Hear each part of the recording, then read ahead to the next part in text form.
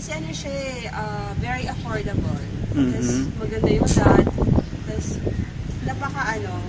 comfortable para sa akin.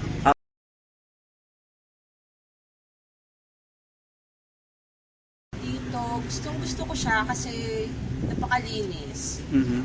Napaka-fresh ng air, tsaka ang lapit lang kahit saan ka punta. Mhm.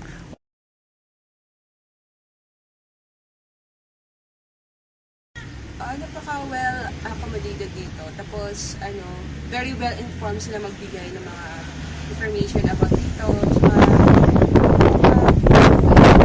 Okay, salamat po. Salamat po.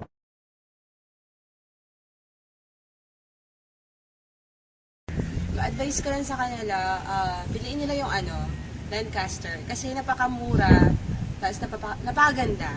Mhm. Tsaka worth it talaga yung pera nila.